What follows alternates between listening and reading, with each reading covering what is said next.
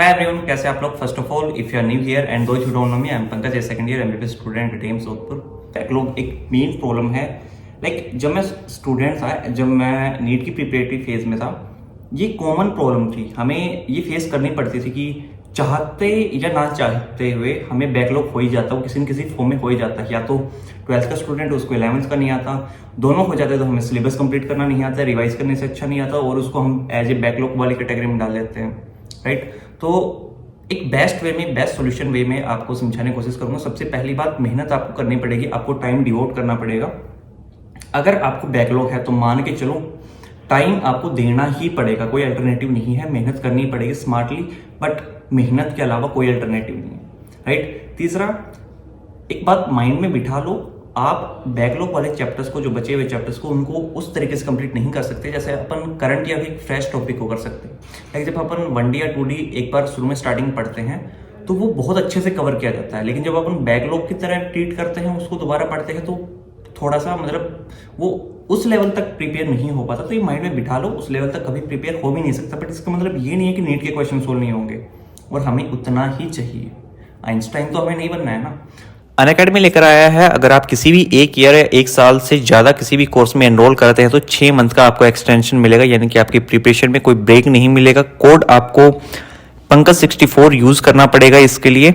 और NEET UG Unacademy lite subscription पर 30% of रहेगा 1 मार्च से 9 मार्च तक, जिसमें मॉक टेस्ट सीरीज या फिर आपके क्वेश्चन बैंक्स, इसके लिए भी आपको कोड जो है वो पंकज 64 यूज़ करना पड़ेगा। 28 फेब से मार्च 2 तक, यानी कि आज अगर आप ऑफर लेते हैं, नीट यूजी का सब्सक्रिप्शन लेते हैं, तो 33% तक आपको ऑफ मिलेगा। 17,500 का कोर्स आपको 11,813 पर मिलने वाला है। नीट 22 का प्रतिभा बैच जो है वो आपका स्टार्ट हो चुका है 2 मार्च से, एंड सिमिलरली 23 के लिए 2 मार्च से स्टार्ट होने वाला बैच है, जिसमें तमन्ना चौधरी मैम जो है आपको पढ़ाने वाली हैं। एंड लाइव मेंटरशिप प्रोग्राम होगा, जिससे आप एक मेंटर से कनेक्ट हो पाएंगे। आपके डाउट, आपके डिस्कशन, आपकी स्ट्रेटजी और बहुत कुछ, यानी कि आप अपना सेशन जो है वो बुक कर सकते हैं। इसका लिंक जो है मैंने डिस्क्रिप्शन में दे दिया है। तो मैं आपको समझाने वाला हूं आज कि हमें ये जो चैप्टर्स हैं उनको कैसे कंप्लीट करना है, राइट। राइटिंग हो सकता है समझ में ना आए, बट पॉसिबली राइटिंग मेरी ठीक ठाक है तो आपको समझ में आ जाएगी। स्टार्ट करते हैं। सबसे पहले मैं फिजिक्स का एग्जांपल लेके चलने वाला हूँ। फिजिक्स की मान लीजिए आपने चैप्टर 2 पार्ट्स में डिवाइड कर लिए। एक आपने वो चैप्टर जो आपके कंप्लीट हो चुके हैं, और एक वो चैप्टर्स जो आपके कंप्लीट नहीं है या फिर आपके बैकलॉग में काउंटेड हैं। मान लीजिए 12th और 11th के कुछ चैप्टर जो हैं आपने अच्छे से आते हैं, बिल्कुल अच्छे से। कुछ चैप्टर्स ऐसे हैं जो आपको नहीं आते हैं, लाइक आपके optics, rotation, waves, WP, current, WP. तो इनमें से कुछ चैप्टर्स ऐसे होंगे जो नहीं आते में, लाइक डब्ल्यूपी आपको मान लीजिए थोड़ा सा आता है, थोड़ा सा आपके कंसेप्ट जो है वो अच्छे से क्लियर है। तो आप क्या करो, डब्ल्यूपीई के 1 शॉट लेक्चर्स ले लो।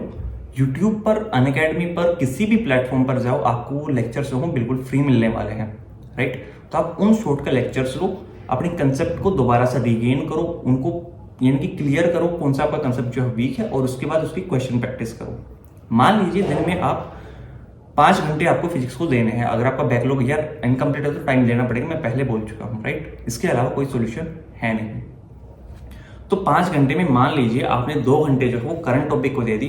आपका टीचर जो पढ़ा रहा है वो 1 घंटे पढ़ो, 1 घंटे जाकर उसको रिवाइज और क्वेश्चन प्रैक्टिस करो, राइट। अब जो 3 घंटे हैं जो बचे हुए हैं, उसमें हमें क्या करना है। 3 घंटे में जो नॉन कंप्लीटेड चैप्टर्स है, 3 घंटे में 2 घंटे अपन को लेक्चर्स पे देने हैं। अच्छे से इस वक्त इस लेक्चर्स को सुनना बहुत जरूरी है। आप किसी भी प्लेटफॉर्म पे जाओगे, वो एक चैप्टर्स को 20 से 30 घंटों में करवा देते हैं। 4-5 लेक्चर होते हैं, 2-2 घंटे के होते हैं। 6 या 7 लगा लो, 2-2 घंटे के हो गए। मैंने मैक्सिमम लगा लिया 10 डेज आपको एक चैप्टर पे देने हैं। दिन के 3 घंटे देने हैं, उसमें 2 घंटे लेक्चर और डेली 1 घंटे क्वेश्चन प्रैक्टिस करनी है। तो 10 दिन 3 घंटे यानी कि 30 घंटे में आपका एक चैप्टर जो है वो कंप्लीट हो रहा है, यानी कि एक दिन में आपका पूरा चैप्टर रिवाइज हो रहा है। यानी कि 20 घंटे लेक्चर्स और 10 घंटे की question practice plus previous year question. ये सारे के सारे करने के बाद आपकी नीट के लेवल की जो प्रिपरेशन है ना, बहुत अच्छे से आप नीट के लेवल की प्रिपरेशन जो बहुत अच्छे से हो जाएगी। और हमें यही चाहिए, हमें आइंस्टाइन नहीं बनना है, हमें केवल नीट के लेवल की प्रैक्टिस करनी है, ताकि हमारा जो क्वेश्चन जो है वो अच्छे से सोल्व हो जाए। अब हुआ क्या, अपन किस कंक्लूडेशन पे निकले कि हमें 10 दिन में एक चैप्टर आपका कंप्लीट हो रहा है, एक मंथ में 3 चैप्टर, यानी कि अपन नॉर्मली एक मंथ में एक चैप्टर हो पाता है रोटेशन। अगर आप एक दिन मतलब एक मंथ में पढ़ पाते हैं तो एक बार ही हो पाता है वो रोटेशन, अच्छे से क्वेश्चन प्रैक्टिस करते हैं। और ये होते हैं जब अपन बच्चे वाली फेज में होते हैं, not as a dropper, right.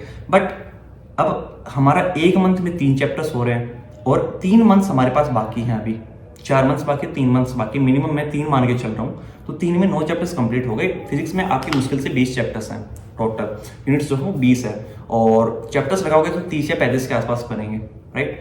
तो 9 चैप्टर्स जो है आप 3 मंथ्स में कर रहे हैं, समझ रहे हो, 9 चैप्टर्स 3 मंथ्स में। अब मान लीजिए कुछ लोग कहते हैं भैया हमने तो स्टार्ट ही नहीं किया है, या फिर हमने सिलेबस जो है वो बहुत बहुत ज़्यादा है, तब क्या करें। तो भाई 10 दिन अगर आप एक चैप्टर को लेने में ले रहे हो तो उसको घटा दो, तो आप 7 दिन पे लेके जाओ, यानी कि 3 दिन आप बचा रहे हो और 3 या 9, यानी कि आप अभी फिलहाल 3 की जगह 4 चैप्टर अच्छे से कंप्लीट कर सकते हो। तो ये जो था ये बहुत यूनिक, और यूनिक नहीं बोलेंगे, बहुत अच्छा एक आइडिया है। आप अच्छे से अपने सिलेबस को कंप्लीट कर सकते हैं। अब सिमिलरली ये जो ट्रिक्स हैं ये अवेलेबल है आपके लिए फिजिक्स के लिए, सिमिलरली केमिस्ट्री के लिए, सिमिलरली बायो के लिए। अब बायो के लिए आपको जरूरी नहीं है, बायो के लिए आपको पता है एनसीईआरटी मेन है, एनसीईआरटी पढ़नी होती है। तो आप बायो के लिए केवल 1 शॉट लेक्चर्स जो है आप 1 शॉट लेक्चर्स के लिए जाओ। केमिस्ट्री में इनऑर्गेनिक और ऑर्गेनिक के 1 शॉट लेक्चर्स के लिए जाओ, क्योंकि उसमें आपको कोई रॉकेट साइंस नहीं, उसमें बहुत कुछ समझने का नहीं है। जहाँ पे समझना वहाँ पे टाइम दो, जहाँ पे नहीं समझ रहा, जहाँ पे रटना है भाई वहाँ तो क्रैमिंग पावर ही होनी चाहिए। वहाँ पे आपका मतलब अगर आप 2 + 3 5 होता है इसको समझने बैठोगे या फिर एक क्रैम करने वाली कंडीशंस में जाओगे, लाइक अब बायोलॉजी में कुछ डेट्स हैं उसको तो आप लाइक पढ़ नहीं सकते ना, लाइक समझ नहीं सकते, उसको तो क्रैम करना ही एक अल्टरनेटिव सॉल्यूशन है।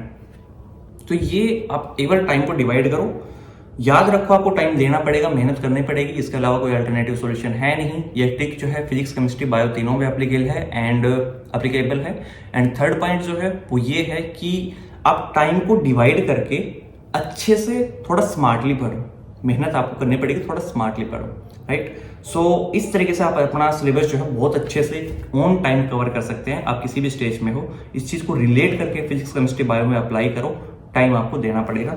एक रिक्वेस्ट है, इंस्टाग्राम पे अगर आप फॉलो करना चाहते हैं आपकी मर्जी है, सब्सक्राइब आपको प्लीज करना पड़ेगा। And next thing is PN1203KJ,